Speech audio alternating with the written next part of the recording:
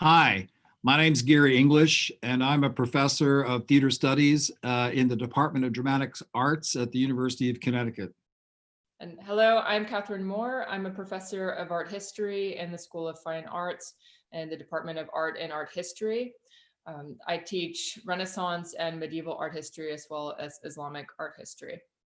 So over the past decade, your creative and scholarly work has focused upon Palestinian theater, and your directorial work has engaged with actors and writers who are Palestinian. And the subject matter of these plays has specifically been what you might call the Palestinian experience. You've presented a series of such plays in your recent book, Stories Under Occupation and Other Plays from Palestine, that you co-edited with Samer Al-Saber and published in 2020. In your contribution to the book, you present a context for understanding the importance of Palestinian plays to contemporary theater and culture more generally. So I wanted to start off by asking about how you first became interested in this subject matter. In other words, what is the nature of your own personal relationship with Palestine and the question of Palestinian identity? Well, thank you. This is a complicated question, and I can try to be brief. But my relationship to the region goes back to my very early days as a boy, fascinated by the history, literature, and culture of Palestine and the Arab world in general. Nevertheless, I was raised more or less by default as a sort of Christian Zionist. My own journey came to a point of major transformation during the 2008 war in Gaza that intersected with my interest in the form and structure of political drama being produced in Palestine that grew out of a particular intersection between the personal and the political realities Palestinians face. In 2008, the Freedom Theatre in Jenin Camp produced an adaptation by Nabil Al-Rai and Michaela Miranda of George Orwell's The Animal Farm, which gained a great deal of international attention. I resolved to go in 2010 and met the artists of the theater, including one of its founders and artistic director, Giuliano Merchamis. Giuliano was a very large personality, a well-known Palestinian Jewish actor and a kind of iconic figure. When he was murdered outside the theater in 2011, I returned and was asked to help the theater reconstitute its artistic infrastructure and spent 2012-13 as artistic director of the theater in Jenin Camp. I lived and worked with the artists and staff for over a year, producing several new plays and directed an adaptation of The Island by Athol Fugard, John Connie, and Winston Nitshona that toured the West Bank and internationally for the next few years. I engaged with several other theaters in the West Bank, Israel, and Gaza during that year and saw an enormous amount of varied and fascinating work. Samer Al-Saber and I could see that this work was original, highly theatrical, and really should be published and distributed outside the region. But living in a conflict zone, is very different than visiting one, even when conducting research or professional practice. And I could feel a significant internal shift in my own views, my internal life taking place. To the extent possible, I assimilated into the theater culture of Palestine and became committed to finding ways for these stories and the experience behind the stories to become available to an English-speaking audience. It's great. I was also curious, how did you select the particular plays that you presented in the anthology? Right. Well, Samer Al-Saber and I met in Palestine in 2012 and became close associates within the theater community. We both directed plays there and worked with several different theaters. So when we outlined how to produce this anthology, we wanted a broad but particular group of theaters and artists to be represented.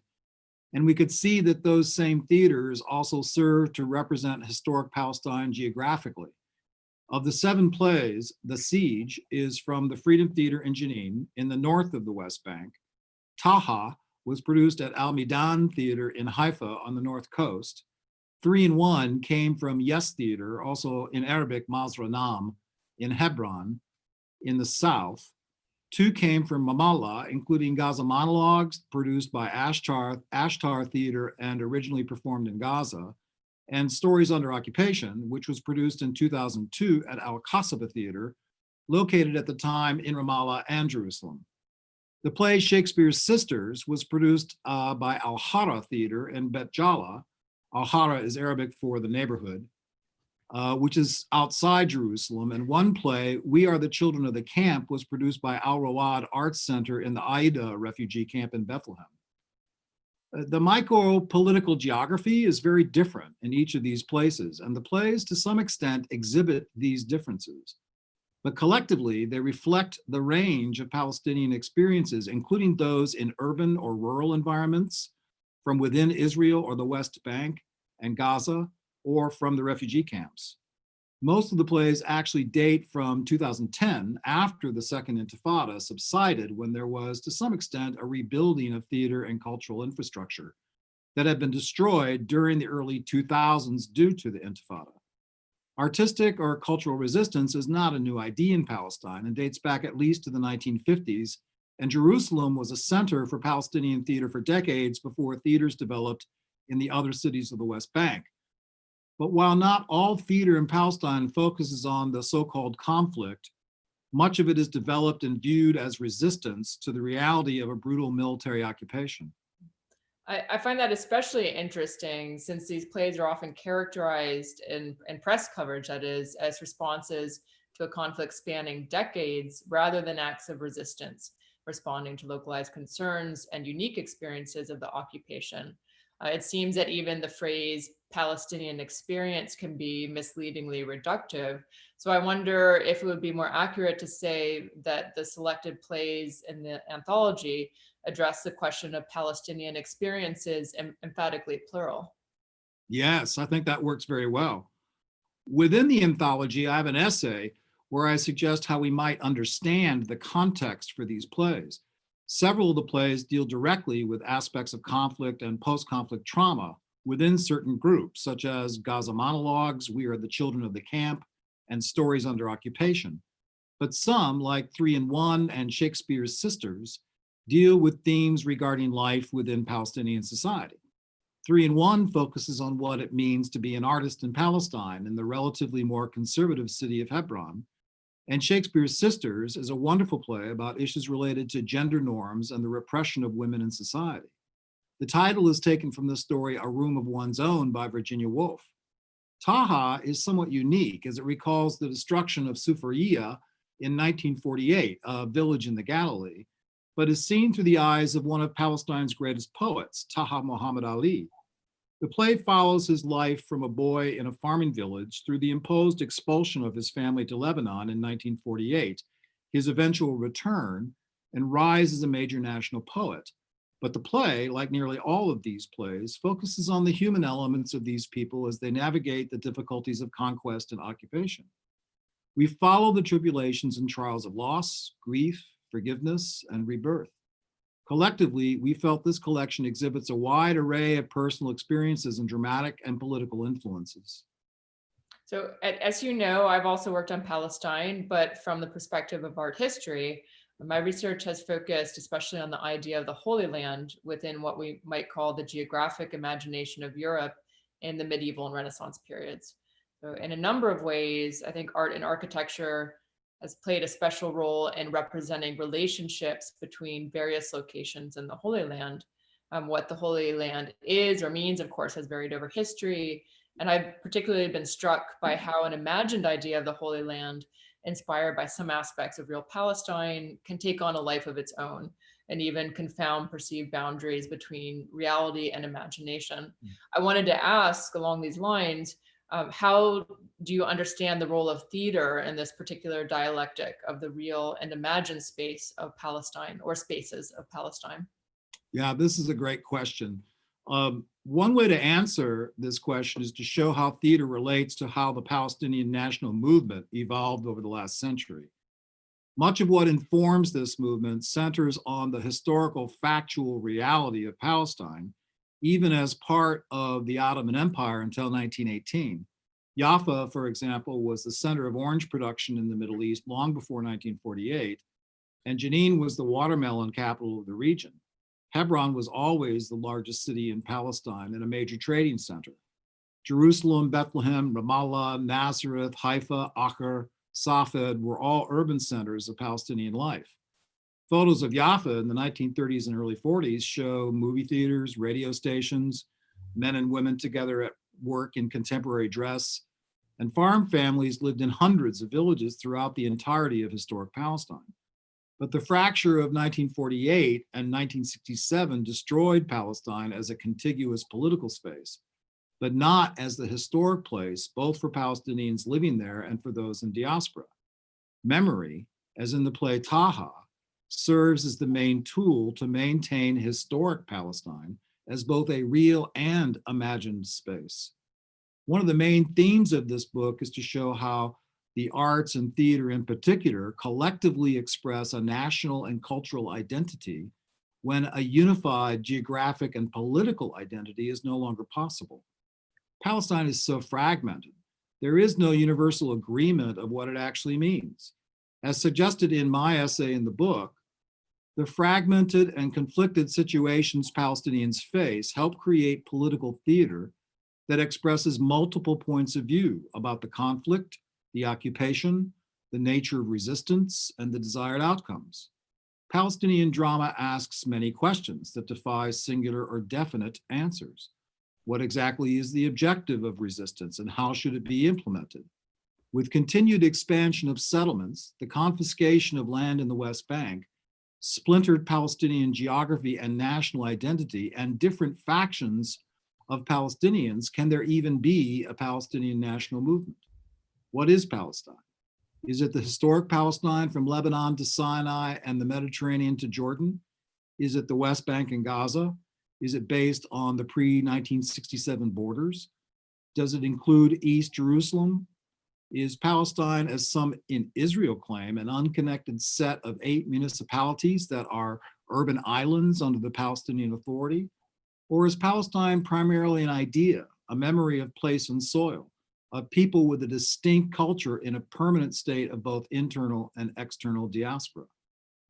But the problem at the heart of your question about the real and imagined space of Palestine and Palestinians continually attempt to find expression for, and also the problem most typically difficult for outsiders to fully grasp, is that while the memory of Palestine remains crucial to the maintenance, growth, and development of Palestinian identity and culture, the current material circumstances have to be clearly marked, defined, and resisted. Yeah, and I recall that Samer Al-Saber made a similar point in his essay in the anthology. So maybe it'd be helpful if I read a passage from his essay here. So I'm quoting: "The distinct markers of theater under occupation and state building pervade the plays of this period, suspended between continuing resistance against the occupation and immediate social concerns. Topics and themes express a definitive defiance of normalization. Children should not live under bombardment. Women must not accept patriarchal customs. Palestinian cities are always under threat of invasion. The artistic expressions of Palestine must be honored. The sacred and holy sites must be defended, and the Nakba must not be forgotten. The cry against the normalization of the status quo and a so-called era of peace is juxtaposed to an internal struggle for self-development on the individual and societal level. Yet the situation does not permit the freedom to create, analyze, and interpret. Thus, the theatrical representations often have a schizophrenic quality, dealing with an overwhelming number of issues at the same time. To reduce each play to a single purpose and meaning would reduce conditions in Palestine to a false essence, making direct occupation the only continuing thread throughout. This is not the case." Right, exactly. In between these two ideas or influences, memory on one hand and contemporary realities on the other, whether internal to Palestinian society or in relation to Israel, Palestinians find themselves living more or less permanently in a sort of liminal space, and their theater is constantly wrestling with and attempting to resolve these influences, or at least find between them and within them new artistic expression and meaning. Yeah, it seems like overall these plays that you introduce in the book are deeply informed by historical events that have shaped the relationship between Israel and Palestine. As a historian, I was struck by the potential for these plays to engage with question of perception, and in this case, the often neglected, which is to say underrepresented, viewpoint of Palestinians. As you have argued, Palestinian viewpoints are often neglected because of an assumed association with terrorism or religious fanaticism, and this, of course, has been suggested elsewhere. With this critical viewpoint in mind, I wanted to ask, how do you understand the relationship between theater and history, particularly in connection to the Israeli-Palestinian conflict? Part of my answer to this will be to comment on the way the term conflict is applied. To many, the use of the term conflict skews the understanding of the situation away from the roots of the problem. If, for example, we view Israel's occupation of the West Bank and Zionism in general as colonialism, then the idea of conflict is seen differently. Even the term occupation is at times troubling, as occupation is typically a temporary condition while colonization is permanent. The conflict is not the thing. The conflict results from colonialist practices. As suggested in Samer's quote, the telling of history, and in fact, the claiming of a personal and collective history of Palestinians, is an essential element of theater in all culture, and certainly in Palestine. Okay, but beyond the term conflict, it seems like you're arguing for the essential role of theater as a form of history writing. Yet the plays inevitably focus upon subjective experiences of individual characters. The representation of these unique experiences seems essential to countering stereotypical perceptions of the Arab or Muslim terrorist. So I think my question was really aimed at this larger issue of subjectivity versus objectivity in the representation of historical events, and how an audience might react to the perceived dissonance between standard understandings of historical events and the experience revealed on stage. So underlying this dissonance seems to lurk questions of legitimacy and authenticity. Isn't that true? Yes, for sure. To some extent, the nature of conflict in Palestine today is exactly found in competing historical narratives. Theater can be a form of history writing, but is always done as an inductive experiment. That is, it moves from the particular to the general.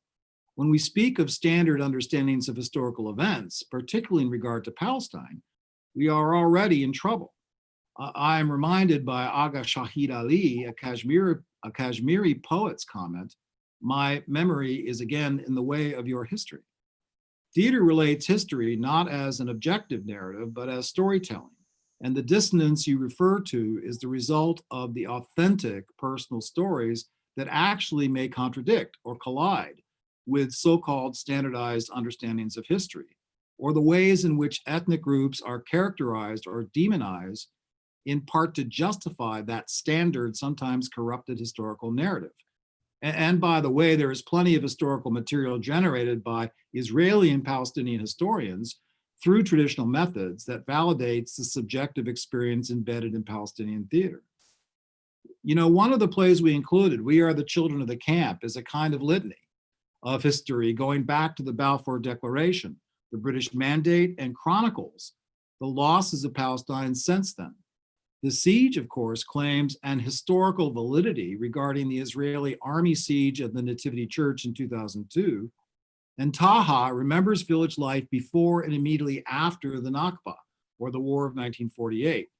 Their form and artistic modalities are different, and they express their themes in varied ways, but making a legitimate claim to historical remembering permeates the work as a way for Palestinians to define themselves, rather than themselves allowing themselves to be defined by others, including Israel and the West in general.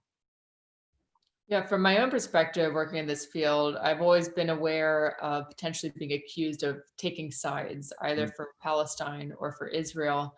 So in your writing, you've referred to the problematic insistence on having a balanced perspective.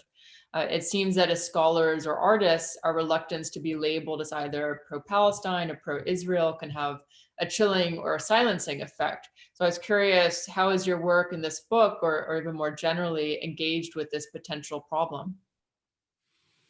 Right. Well, I begin from the position that recognizing and affirming Palestinian rights is a moral necessity that does not have as precondition any particular political solutions or outcomes.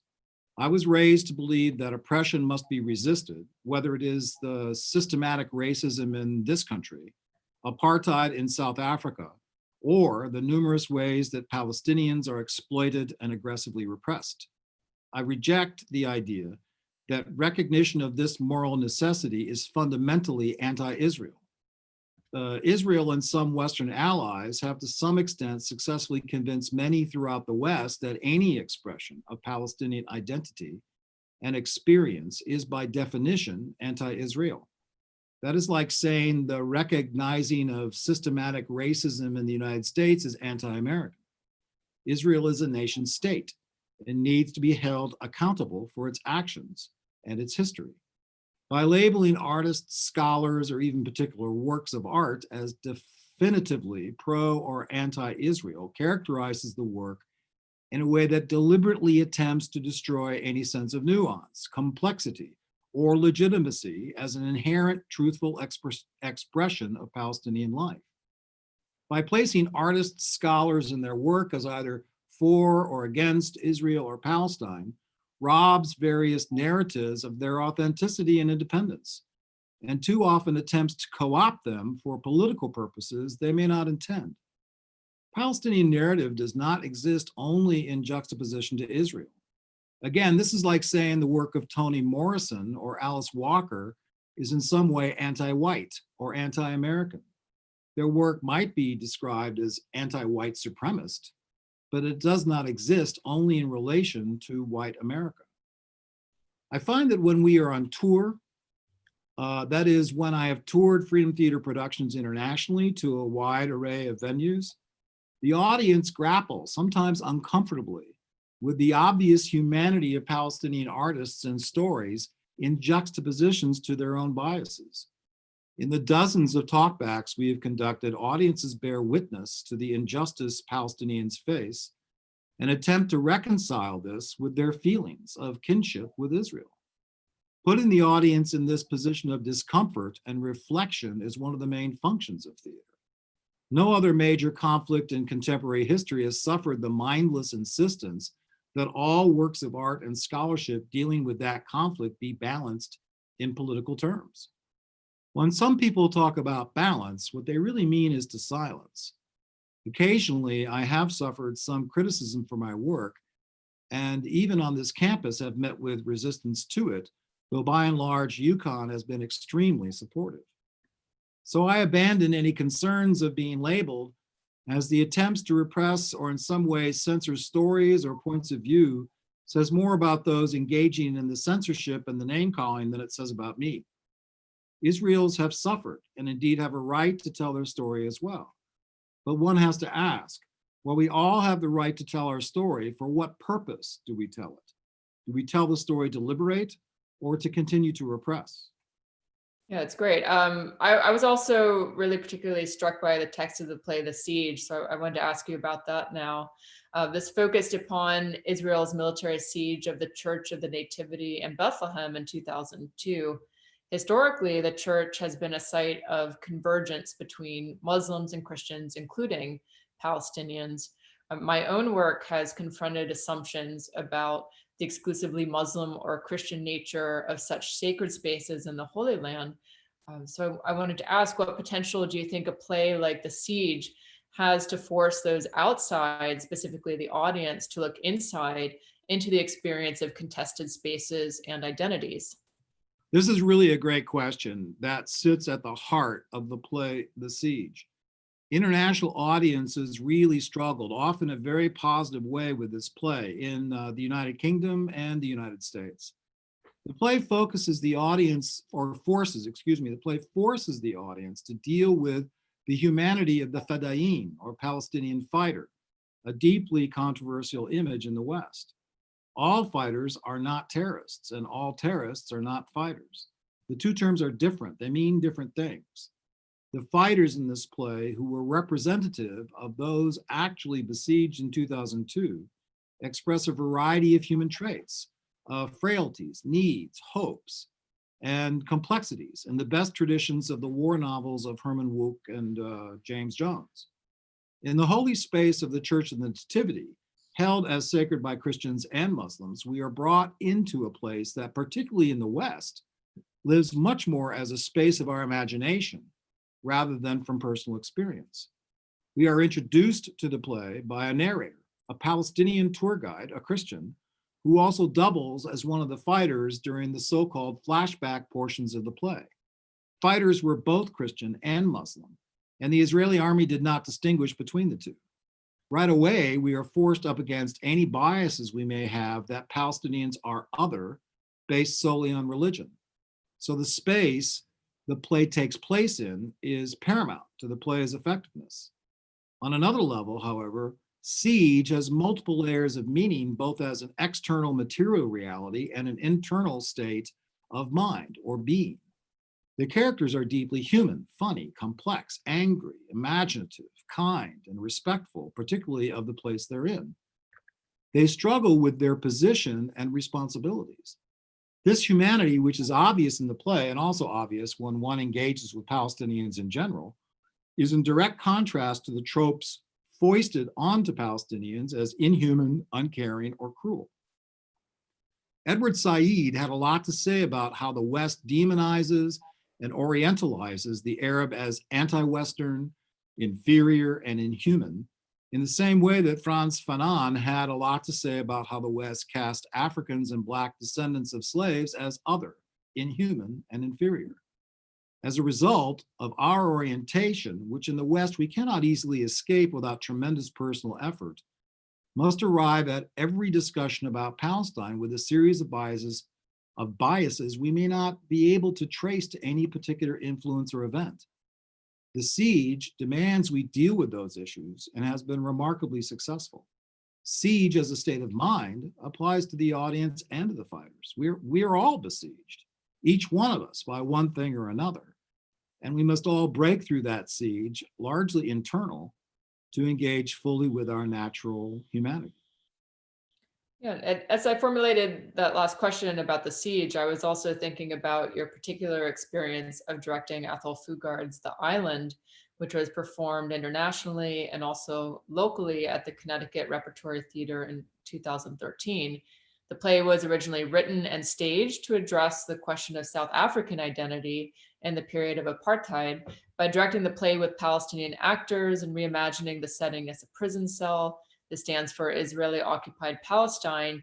You seem to explore the role of theater in making imaginative connections between disparate geographic locations and cultural identities. So I was curious how your directorial experience with The Island has informed your larger understanding of theater's potential to engage with this relationship between identity and geography, particularly as a space of desired belonging. Yes, The Island was originally written in English by Athol Fugard and his two actor collaborators, Winston Nitshona and John Connie. It was prevented from being performed in South Africa during apartheid, so was first done under an alternate title, Die Hadoshi Span, the name of the character's cell block in a prison, and then later opened as The Island in London and New York. The play follows two Black African political prisoners at an imaginary prison inspired by Robben Island, where Nelson Mandela was held during the height of apartheid. In Jenin, we decided to do the play adapted into Arabic with two Palestinian actors to reflect the similarities between the political prison system in South Africa, and in particular, the administrative detention system Israel uses to arrest and detain Palestinians without due process. We opened in Jenin in the spring of 2013 in Arabic and toured internationally to 7 countries, including Sweden, Brazil, and the United States, with support from UConn, the University of Gothenburg, and the University of Sao Paulo. To be sure, you were spot on that the play's adaptation connects two distinct historical periods, cultural identities, and geographical locations. When we performed in Palestine, the main connection to the audience was through the ubiquitous experience of Palestinian families who have loved ones, including children, arrested and held sometimes for years at a time without formal charge. We used Israeli and Palestinian place names, character names, and local idioms to connect the action of the play as much as possible to local experience. Internationally, we performed the play in the original English, but other elements of the production remain the same, including the Israeli prison uniforms from the 1990s, and of course, the Palestinian actors themselves. As we interacted with the audience, a kind of meta-textual effect became clear, emerging, as it were, between, on one hand, the play's stated location, South Africa, the origin of the characters as Black Africans, and on the other hand, the identity of the Palestinian actors within the subliminal or implied location of the play's location as Palestine.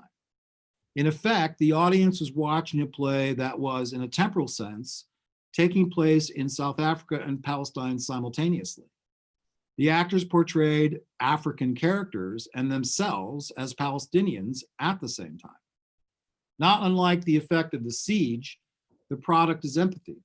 But in this case, empathy is transferred from that which is familiar to us to that which is unfamiliar.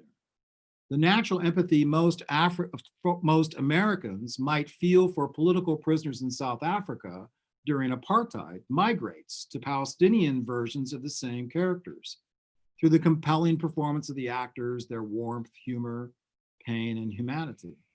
In one sense, the play, The Island, functioned as a mediator between these familiar and unfamiliar images. The identity of the characters and actors merge in a way in which separate identities inhabit the stage and dramatic moments simultaneously.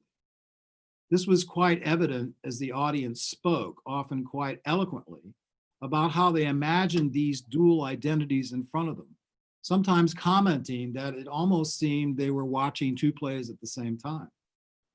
The same is true of some of the context of the play, as the two characters were working on a performance of Antigone by Sophocles for a prison performance. So there were really three layers of reality and two forms of mediation.